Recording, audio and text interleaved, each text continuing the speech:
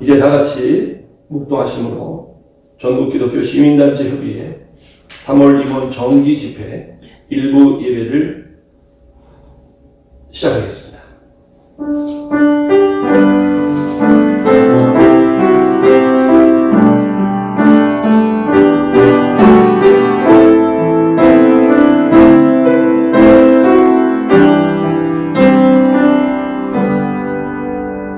이튿날 요한이 예수께서 자기에게 나아오심을 보고 이르되 보라, 세상 죄를 지고 가는 하나님의 어린 양이로다.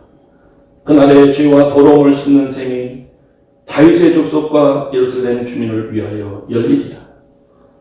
주께서 생명의 길을 내게 보이시니 주의 앞에는 충만한 기쁨이 있고 주의 오른쪽에는 영원한 즐거움이 있나이다. 큰 성으로 이르되 죽임을 당하신 어린 양은 능력과 부와 지혜와 힘과 존귀와 영광과 찬송을 받으시기에 합당하도다 하더라. 아멘. 찬송가 94장. 대찬송가 94장. 줄리엣보다 더 귀하겠습니다.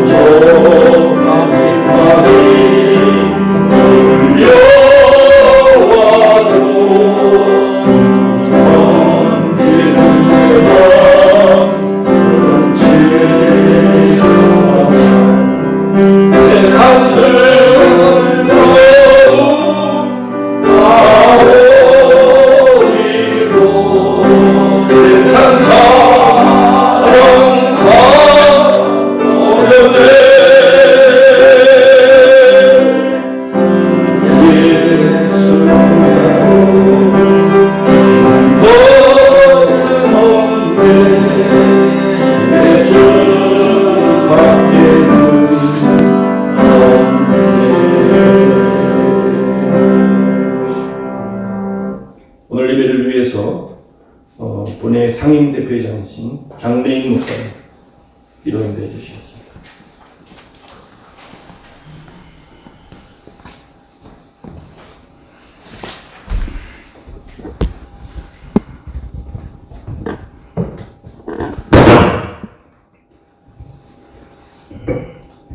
살아계신 하나님, 은혜를 무한히 감사드립니다.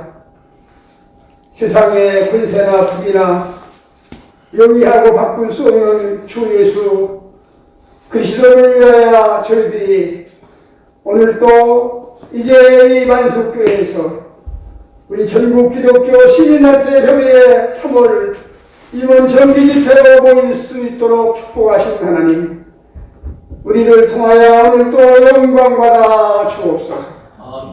우리를 통해서 하나님의 나라가 아름답게 이루어지게 하시고 교회가 바로 세워지고 하나님 세상이 우리를 통해서 정화되고 이 나라가 참으로 복된 나라로 하나님 이끌어갈 수 있도록 저희들을 성령으로 붙잡아 주옵소서.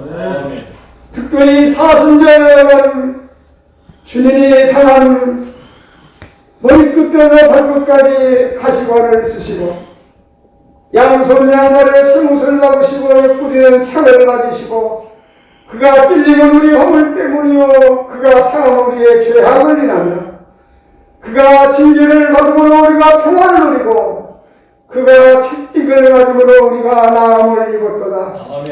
예수님의 찢긴 그 살과 피로 죄사함 받고 우리가 하나님의 자녀가 되고 하나님의 종들이 되고 주의 나라 주의 뜻을 위하여 저희들이 부름받게 하신 것을 감사합니다. 오늘 아버지 전국 이제 기독교 시민단체 협의를 통해서 한국교회가 새로워지게 하여 주시옵시고 예배가 회복되게 하여 주시옵시고 특별히 대한민국을 하나님이 축복해 주셔서 자유민주주의, 자유시장경제, 한미동맹이 더 굳건하게 하시고 주님이 다스리고 거느리고 통치하는 그런 대한민국으로 하나님이 굳게 서도록 역사하여 주시옵소서. 이 고난주간에 주님은 나를 위하여 피 흘리고 생명을 했는데 나는 주님을 위하여 교회를 위하여 나를 위해서 얼마나 고난받았는가. 우리가 이제 주 앞에 부끄러운 줄 알고 하나님 우리에게 맡긴 사는 이제 교회를 세우고 와역하는 일에 몸과 마음과 이제 정성을 다하여 우리에게 맡겨진 십자가를 지고 달려갈 길을 달려가는 믿음의 사람들 다 되게 하여 주시옵소서. 우리 대표이던 하나님 아버지 목사님에게 성령으로 충만케 하시고 이 하나님 아버지 이 단체를 잘 이끌어가도록 주의 영이 함께하여 주옵소서. 오늘 말씀을 주시는 우리 이제 만석교회 정경 하나님 아버지 이제 귀한 하나님 아버지 목사님 오늘 목사님 이렇게 건강하신 것을 감사하며 오늘 또 이 장소를 제공했습니다. 교회에 축복하여 주시고 우리 성목사님에게 성령과 능력과 권세를 주어서 하나님의 말씀을 오늘 또 잘 전하여 우리가 그 말씀으로 아멘을 받고 실천 준행하는 저희들 되게 하여 주시옵소서. 예배 순서를 맡은 귀한 종들에게 은총 입혀주시고 모든 해묵까지 주님이 거느리고 다스려 주시옵소서. 예수님의 이름으로 감사하며 기도 올리옵나이다. 아멘. 이어서는 송 순서입니다. 우리 하실 분은 본회 청년문과 상임위원장이시면서 기자이시고 또 방송사 대표이시기도 하십니다. 예. 이제 특송을 통해서 우리 많은 은혜를 받으시기 바랍니다.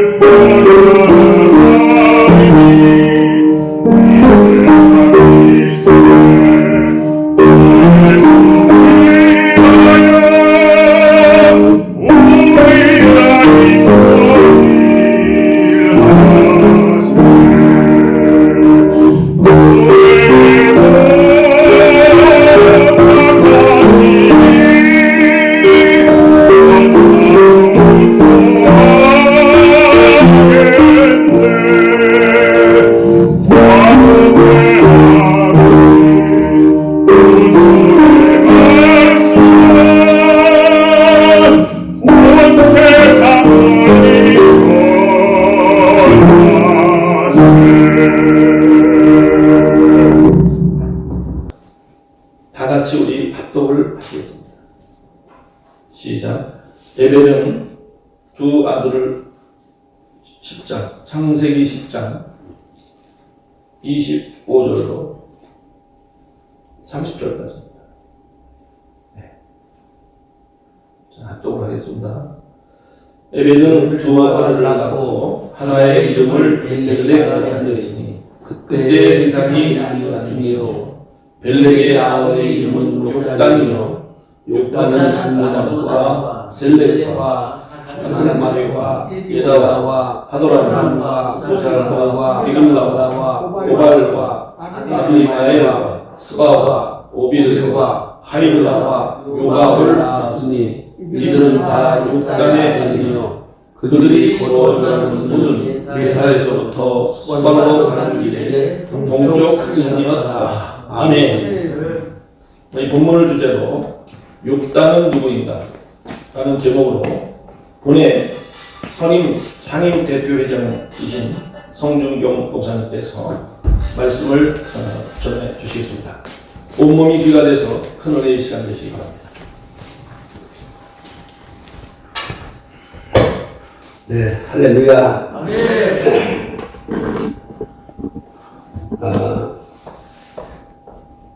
오늘 그 욕단에 대해서 말씀드릴 텐데, 평생 들어도 욕단에 대해서는 한 번도 못 듣고 죽는 사람도 많습니다.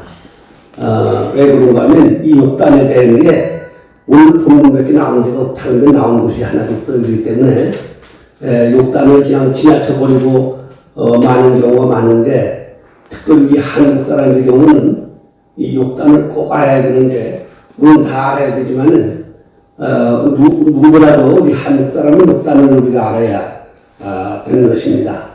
그렇기 때문에 오늘 욕단에 대해서 말씀을 드리려고 이렇게 생각합니다.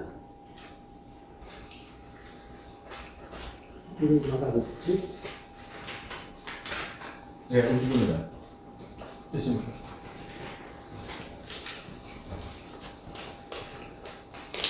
창세기 10장 25. 네. 예. 그 욕단은 그 벨렉의 쌍둥이 아들이고 이 욕단은 노아의 5대손, 셈에게서는 4대손이 되는 겁니다. 그런데 그때 이 세상이 나눠졌다 그랬는데 이게 그 수많은 사람이 낳고 죽고 그러니까 셈의 아들을 500년 동안 낳았다고 그랬어요. 500년 동안. 그러니까 이 셈이 아르박사도 낳고 500년 동안 아들을 낳았다. 그리고 셈의 아들 아르박사는 403년 동안 아들을 낳았다. 그리고 아르박사의 아들 셀라가 또 403년 동안 아들을 낳고, 셀라 아들 에벨, 오늘 이제 에벨이 나오는데, 그 에벨은 430년 동안 아이를 낳았어요. 그렇게 아이를 많이 낳지만은, 이 욕단 때 세상에 나누어졌다. 이 말이 굉장히 중요한 얘기입니다. 왜 하필이면 욕단 때 세상에 나누어졌는가? 이게 중요한 건데, 그 25절에 보면, 에벨이 벨렛과 그 동생 욕단을 낳았는데, 그때 세상에 나누어졌다. 오늘 본문에 그렇게 기록이 됐습니다. 그리고 이 욕단이라는 사람은 아들 13을 낳아가지고, 동쪽으로 최초로 간 사람, 홍수가 난 후에 최초로 동쪽으로 간 사람이 욕단이에요.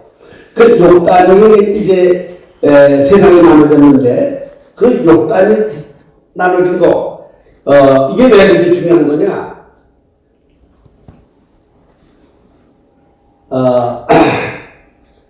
제가 그쪽 가는 게 좋을 것 같은데.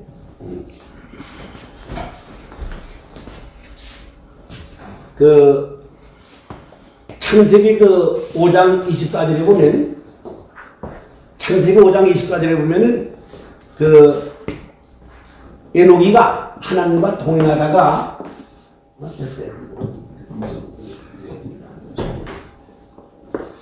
하나님과 동행하다가 죽지 않고 하늘에 승천했습니다. 그러니까 성경에 하늘에 승천한 사람이 세 사람이 있어요. 에녹이고, 엘리야고, 예수님이고, 이렇게 세 사람이 승천했는데, 이 에녹도 하나님과 동행하다가 죽지 않고 승천했다. 다른 사람들은 다 죽었는데, 이 에녹은 죽질 않았어요. 그리고 창세기 6장 9절에 보면은 노아가 하나님과 동행을 했어요.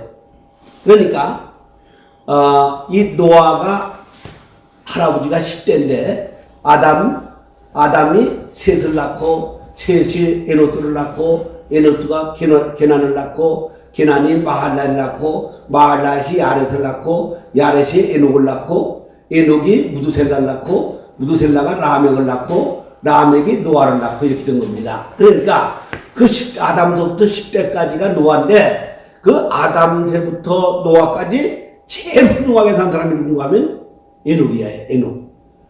그 에녹이 제일 훌륭하기 때문에 바로 노아는 에녹의 신앙을 벤치마킹했습니다.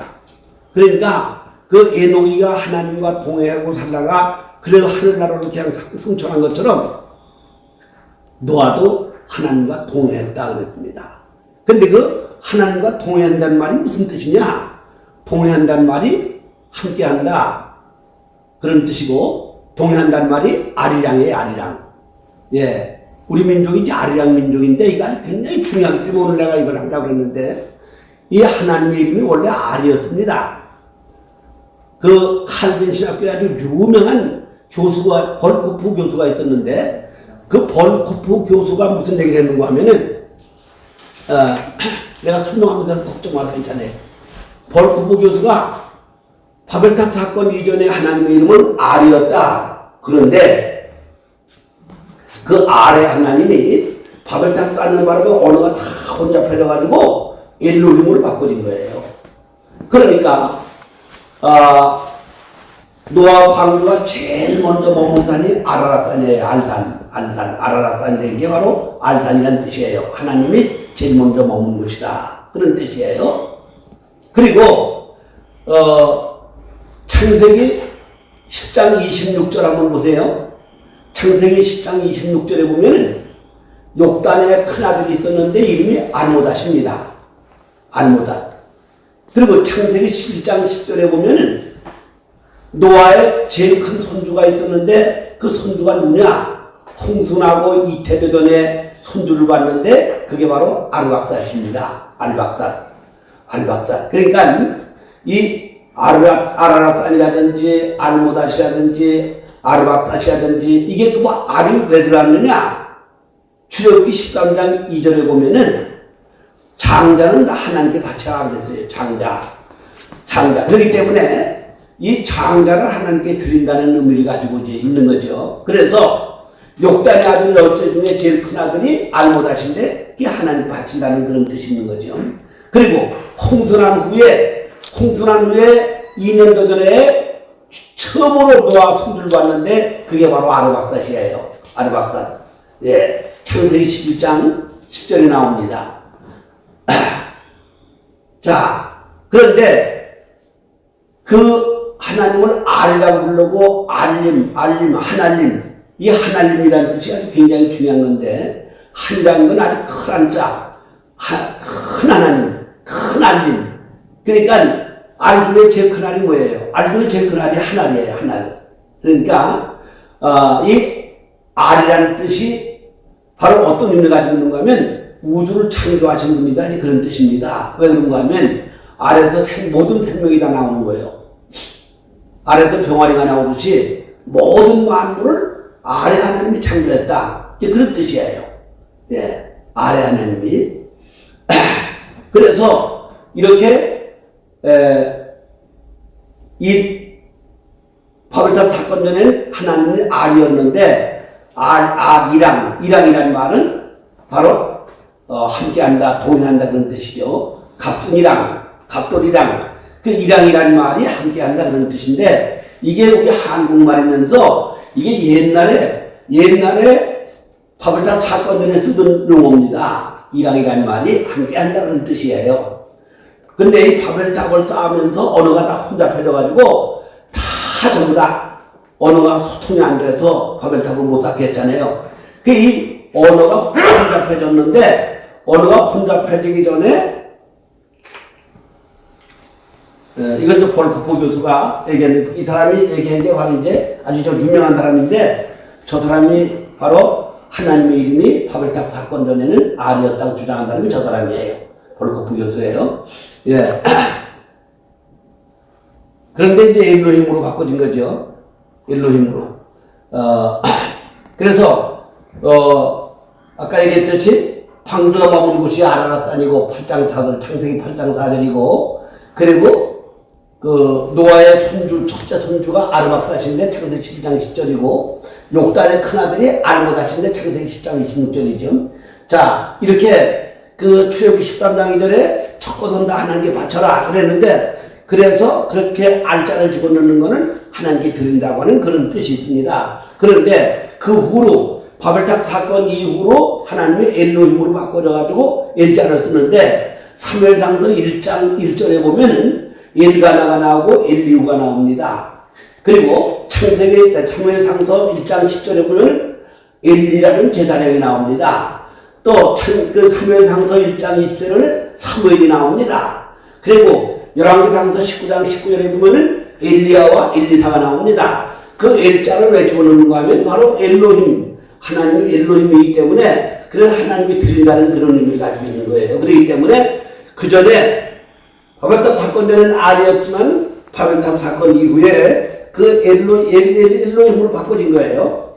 자, 그런데 이 욕단이라는 사람이 노아 밑에서 60년 동안을 노아 신앙을 전수를 받았어요.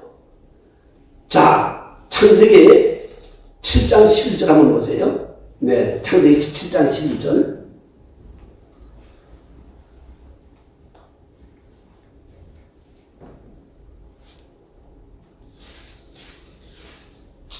창세기 7장 11절 보면은 홍수가 노아 600세대들이 나타났어요. 그렇죠? 읽어보세요. 노아가 600세 되던 해 둘째 달 곧 그 달 12일 날. 네. 그 노아가 600세대 전에 홍수 났는데 노아는 원래 주전 3102년이에요. 노아가 주전 3102년에 태어났어요. 그럼 3102년에서 600을 제하면은 얼마 남아요? 2400. 응? 2400? 2500이지. 3100이니까. 네. 3100에서 600을 하면 2502년이에요. 자, 그런데 그러니까 노아가 2502년 전에 홍수가 났다 이 말이에요. 그런데 이 욕단이라는 사람은 언제 태어났느냐? 욕단 창세기 11장 10절 한번 보세요. 창세기 11장 10절.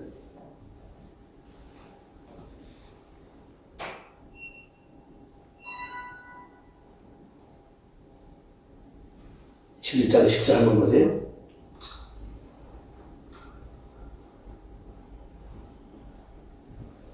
(11장 10절) 읽어보세요.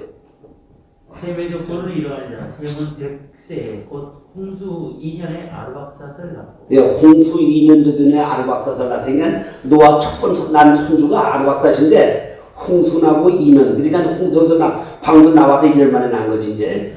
예, 그냥 홍수 2년에 아르박삿을 낳았어요. 자, 그러면 홍수 2년이면 602년이죠.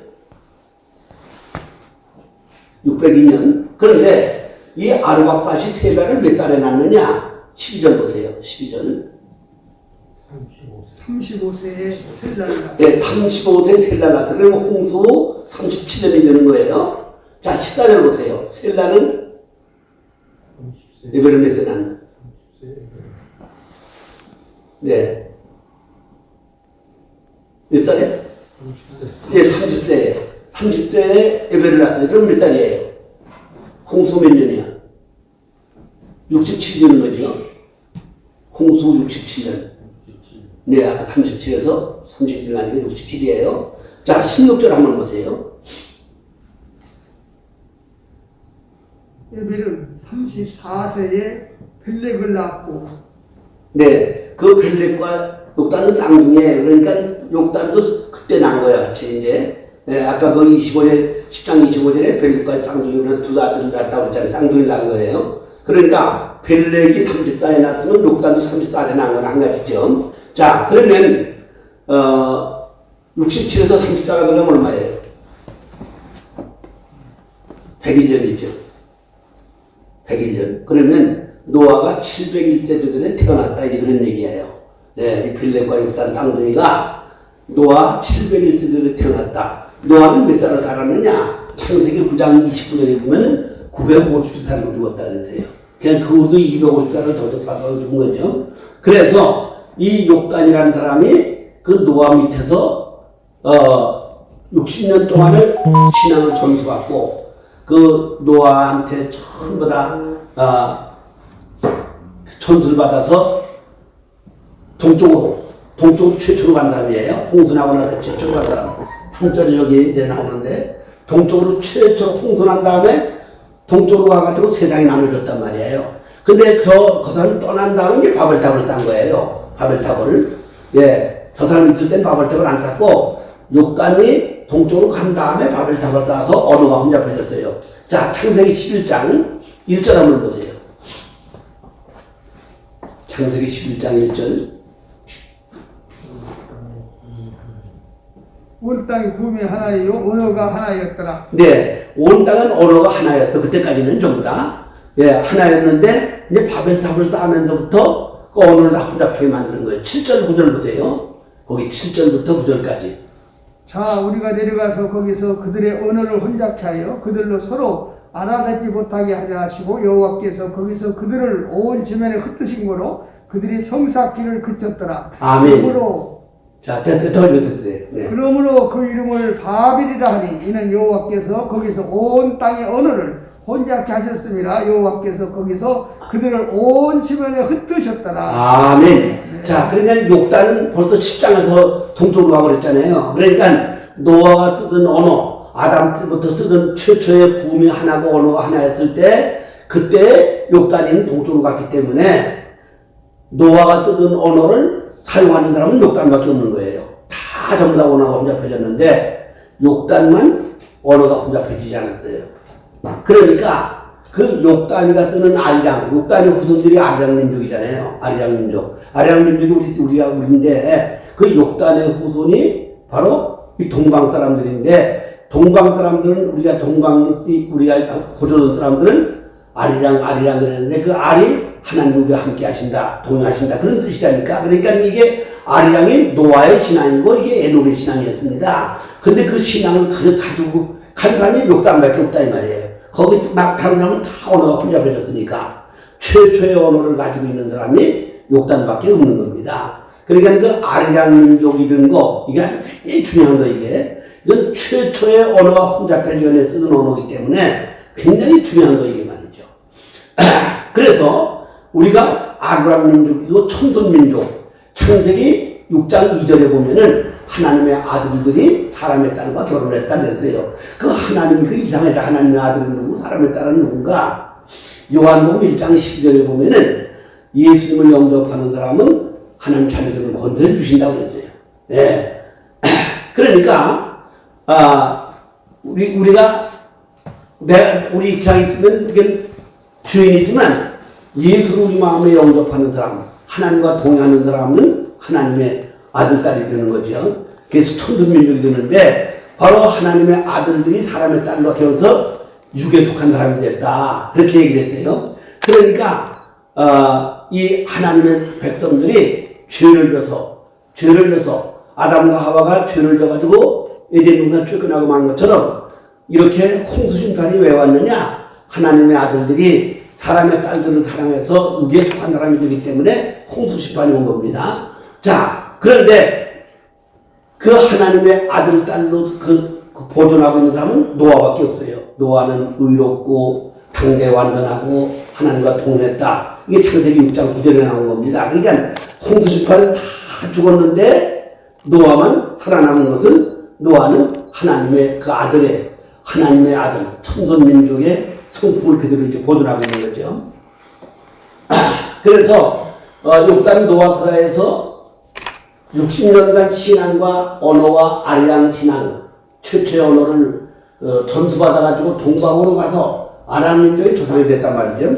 그래서 그 욕단의 후손이 그렇게 중요한 겁니다. 똑같은 아브라함과 그 욥하고 같은 동시대 사람이에요.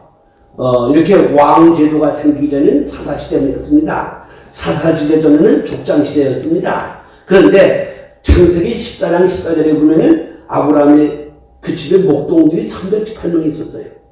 318명. 그 318명을 데리고 가서 롯을 가서 밤에 가서 숲에 가서 구해왔잖아요. 그런데 욥기 1장 1절로 3절에 보면은 욥이 양이 7,000마리고 약대가 3,000마리고 소가 500결이고 암나귀가 500결이고 총이 무슨 많았다 그랬어요. 그러니까 욥도 그 족장시대 같은 족장시대에 살았는데 욥하고 아브라함 신앙은 누가 더 좋으냐? 비교가 안 될 정도로 욥이 더 훌륭한 거예요. 욥이 아브라함은 아주 실수통원이었어요. 창세기 10장 12장 10절부터 2절에 보면은 가나안 땅에 흉년이 들어가가지고 애굽에 들어가서 부인을 팔아먹었잖아요. 동생이라고 팔아먹었어요.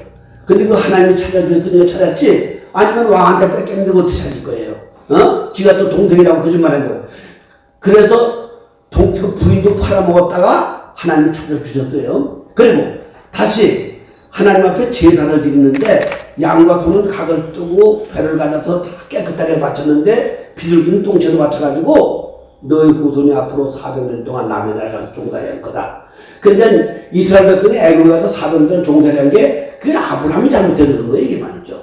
아브라함이 실수해가지고. 또 창세기 15장 5절 6절에 보면 하나님이 아브라함을 데리고 밖으로 나가서 저 하늘 별도 셀 수 있냐 그러니까 없습니다. 네 자손이 저렇게 많게 해주겠다. 그런데 창세기 16장 2절에 보면은 사라가 아브라함에게 당신도 나이가 많고 나도 나이가 많은데 이제 애기 못 낳으면 어떡하냐. 3천지조의 무후죄예요. 3천가지 죄 중에 제일 큰 죄가 뭐냐? 배를 끌어주는 게 제일 큰 죄예요. 그 옛날에도 그렇게 그 히브리 민족이나 우리나 뭐 쌍둥이 원래 쌍둥이였으니까 아주 풍습 같은 게 참 많습니다. 그래서 자기 하갈한테 들어가라고 해가지고 아브라함이 사라 말을 듣고 하갈한테 가서 이스마엘을 한 거예요. 하나님 말씀을 믿고 거기 들어가지 마, 하갈한테 들어가지 말았어야 되는데 사라 말을 듣고 하갈한테 들어가서 이스마엘을 낳아가지고 이 아랍 쪽들하고 지금 4,000년 동안 싸우는 겁니다. 지금 아랍 사람들은 기독교인들 다 죽이고 막 박해되잖아요 지금 말이죠. 그런데 그게 누구 때문이냐? 아브라함이 실수한 거예요. 아브라함이 실수. 그래서 하나님이 아브라함을 시험하셨다. 그 창세기 22장 1절에 보면 하나님이 아브라함을 시험하셨다 그랬어요. 그리고 독자 이삭은 모리아산에 번제를 드려라. 그런데 아브라함이 그때 순종을 해가지고 창세기 22장 10절에 보면 내가 독자 이삭을 아끼라고 바쳤으니 내가 이제야 내가 나를 경외하는 줄 알겠다. 그렇게 그때 이제 합격을 한 거예요. 그때 하나님이 인정을 받은 거예요. 그런데 욥은 어떤 사람이에요? 욥은 온전하고 정직하고 의롭고 악에서 떠난 사람이라. 그러니까 이 욥의 신앙은 아주 노아 신앙하고 비슷했어요. 네. 온전하고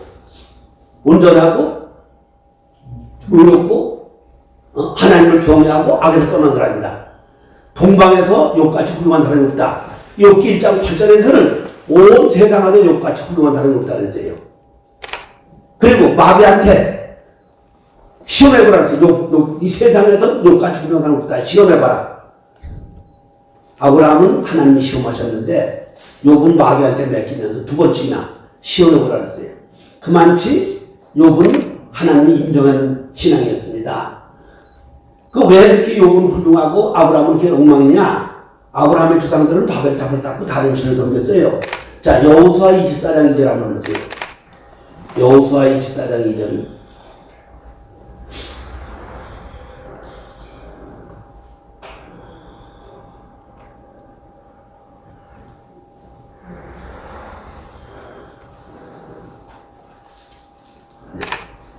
24장 2절이에요. 또 여호수아가 모든 백성에게 이르되 이스라엘 하나님 여호와의 말씀이 옛적에 너의 조상들 곧 아브라함의 아비 나홀의 아비 테라가 강 저편에 거하여 다른 신들을 섬겼으나 아멘. 이렇게 이 아브라함의 조상들은 다른 신을 섬기고 바벨탑을 쌓고 그랬어요. 그런데 이 욕단은 바벨탑 쌓기 전에 동쪽으로 와가지고 그 노아 신앙은 그대로 자손들에게 전수해줘가지고 욥은 동방에서 제일 훌륭한 사람이니까 동방으로 최초로 가는 게 욕단인데 욕단의 신앙을 전수받은 게 욥이에요. 그래서 욥하고 아브라함하고 비교하면 욥의 신앙이 훨씬 더 훌륭하고 아브라함의 조상은 벨렉이고 욥의 신앙은 욕단입니다. 그랬기 때문에 욥은 이렇게 훌륭하고 아브라함은 형편없었어요. 그런데 그 후에 이 아브라함도 이제 독자 이삭을 바쳐서 하나님께 인정을 받게 돼서 믿음의 조상이 된 거죠. 자, 그래서 이 욕단과 벨렉이 두 형제인데 그때 세상이 나눠졌고 그 벨렉의 후손이 아브라함이고 욕단의 후손이 욥이고 욕단의 후손이 동방박사입니다. 그 동방박사 그 후손이 바로 우리 한국 민족입니다. 그렇기 때문에 하나님이 이사야 41장 2절에 보면은 마지막 때는 이 세상을 다 열국을 동방 사람에게 주겠다, 내기겠다 그랬어요. 얘는 한국 사람으로 하여금 전 세계를 구원하는 선교민족이 되게 하신다 그런 뜻이에요. 네, 자 이사야 41장 2절 한번 보세요.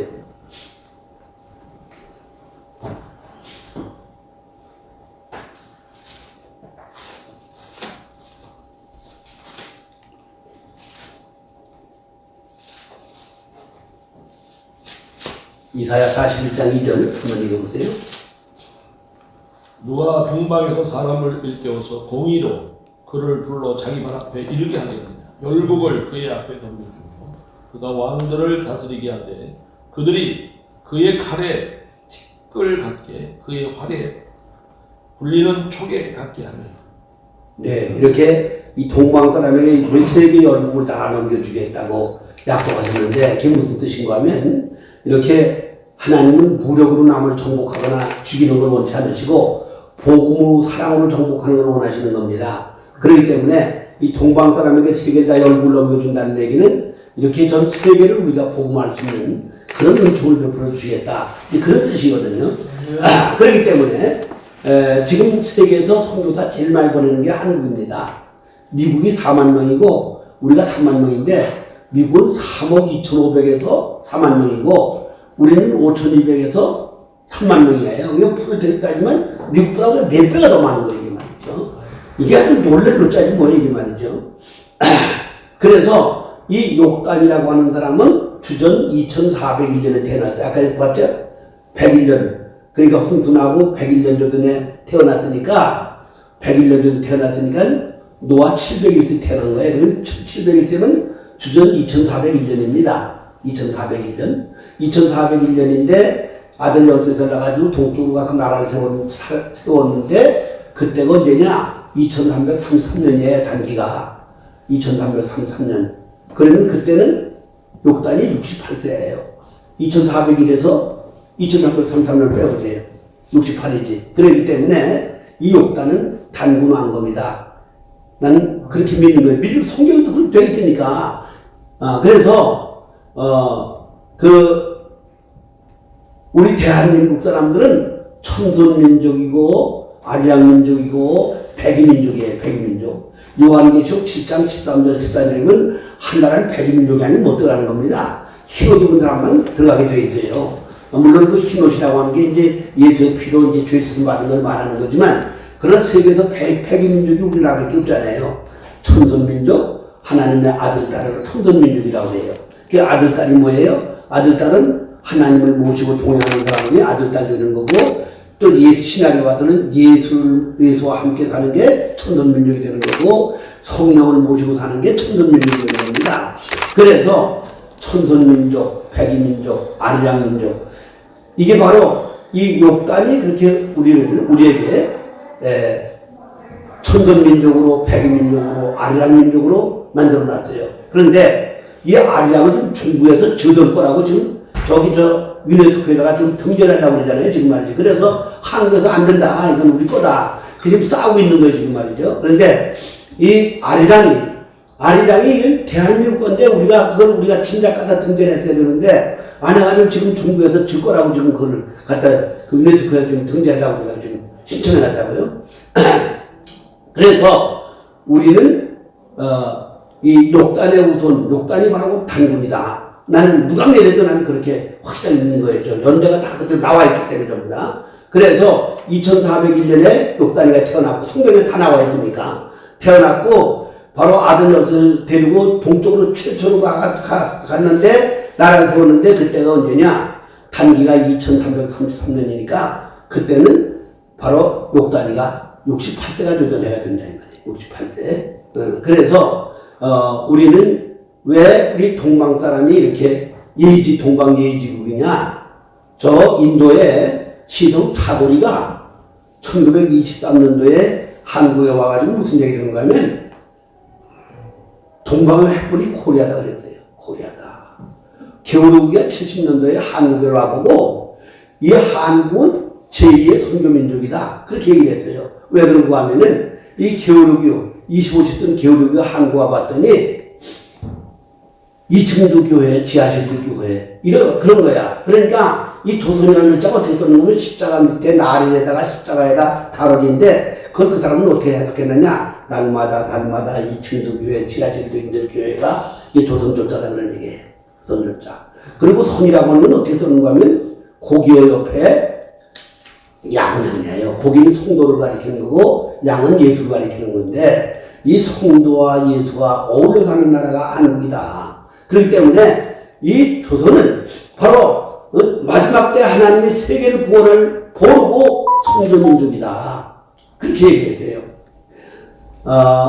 마태복음 21장 33절로 43절에 무슨 얘기가 나오는가 하면 어떤 부자 주인이 포도원이 막 넓은데 일을 시키는데 큰아들 보고 가라고 그러는데 간다고 그러더니 안 가고 차분하더니 못 간다고 그러더니 뉘우치고 가서 그 포도원에 일을 했는데 그 둘 중에 누가 더 아버지한테 효자였어요? 둘째 아들이죠. 둘째 아들. 그 이 첫째 아들 장자가 바로 벨렉의 후손인 히브리 민족이고 우리 둘째 아들은 바로 욕단의 후손이란 말이에요. 그런데 하늘나라는 그 나라 열매는 백성들에게 주겠다 그랬어요. 열매는 백성들에게 주겠다. 이게 마태복음 21장 43절 나오는 얘기입니다. 자, 그런데 예수가 오신다고 456군데나 구약이 예언이 되어 있습니다. 예언이 됐는데 하여튼 어린애부터 노인까지 이스라엘 사람들은 다 예수가 오길 기다렸어요. 왜 그런가 하면 예수께서 34장 23절 24절에 보면은 다윗왕 같은 메시아를 보낸다고 약속을 하셨어요. 그러니까 다윗왕 같은 메시아, 그 다윗왕 같은 메시아를 보내신다고 했기 때문에 그 사람들이 다 메시아가 올 때를 기다렸어요. 요한복음 4장 25절에 보면은 남편 6씩 있는 여자, 너 과거에 남편 5씩 떴는데 내 남편이 아니고 지금 가는 것도 내 남편이 아니다. 그게 6사람이 다 가짜야 전부 다. 그런데 그런 여자도 메시아가 올 걸 알고 기다린다고 25절에 이렇게 얘기를 했어요. 그러니까 이 이스라엘 백성은 다 메시아 오기를 학속에 기다렸는데 진짜 예수가 오셨을 때는 어떻게 됐느냐. 유대왕 헤롯이 예수를 죽이려고 두 사람 저들을 다 죽였잖아요. 남자애들. 그리고 예수 십자가 오빠가 죽일 때에 바라바는 놔주고 예수를 죽여야 된다고 이거 외친 사람들이 다 유대인들이 전부 다 맞았죠. 그 빌라도는 로마 총독 빌라도는 오히려 봐주려고 예수가 죄가 없기 때문에 놔주려고 그러는데 그걸 그 사람들이 그 유대인들이 아니라고 예수를 죽여야 된다고 십자가 오빠가 하고 그래서 예수를 죽인 게 누군가 하면 바로 유대인들이 죽인 겁니다. 바울이 옥에 여러분 같이 바울도 옥에 4번이나 갇혔는데 다 유대인들이 갖다 옥에 갇은 거예요. 전부 다 말이죠. 그런데 동방에서 찾아간 동방박사는 황금과 유황과 몰라가 들여가지고 그 예수님이 그거 가지고 애국으로 피난 가서 피난 생활 잘하고 나사로 돌아오신 거예요. 예, 그러니 그 사람들은 오히려 그 선택받은 큰 집 식구들 그 식구들은 예수를 그렇게 핍박을 했는데 작은 집의 욕단의 후손들은 그렇게 욕같이 훌륭한 사람도 나오고 동방박사같이 훌륭한 사람이 나와가지고 그 예수님 오실 때 한몫을 한 겁니다. 그리고 지금 이 우리가 이렇게 그 조그만 나라가 정말 그 코딱지만한 나라지 뭐예요? 아주 이 아시아가 새빨갛게 물들었는데 남한만 파랗게 돼 있어요. 이게 하나님의 은혜고 이승만 박사 때문에 우리가 그렇게 된 건데 우리나라를 통해서 지금 3만 명이 지금 세계에 나가 선교를 하고 있다는 게 이게 얼마나 영광스럽고 자랑스러운 거 이게 말이죠. 이게 바로 하나님의 구원 교육을 이루어가는 것이고 구원 섭리를 이루어가신다고 볼 수가 있는 것입니다. 그렇기 때문에 우리는 이 욕단의 후손된 것은 아주 자랑스럽게 생각하고 영광스럽게 우리가 생각을 해야 되는 것입니다. 그래서 이렇게 단군은 바로 그 욕단이다. 욕단. 나는 그렇게 믿고 그 욕단을 통해서 우리는 천선민족이 되고 백이민족이 되고 아리랑민족이 된 거예요.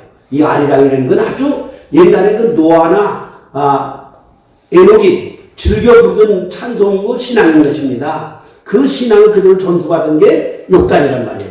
그래서 욕단의 후손 욥이 이렇게 훌륭하고 그 동방박사가 그렇게 훌륭하고 지금 우리들이 그렇게 세계 선교를 주름잡고 있는 그 이유가 바로 욕단의 후손이 됐기 때문이다. 이제 그렇게 생각하는데 바로 이렇게 우리는 욕단의 후손 될 때는 긍지를 가지시고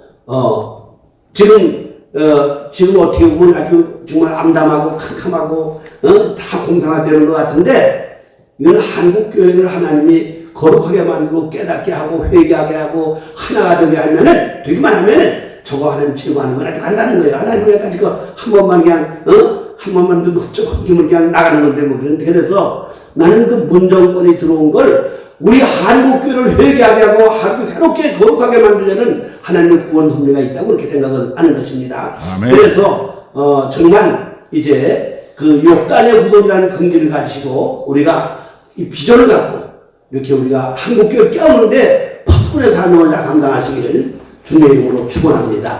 네. 감사합니다. 네, 기도하겠습니다.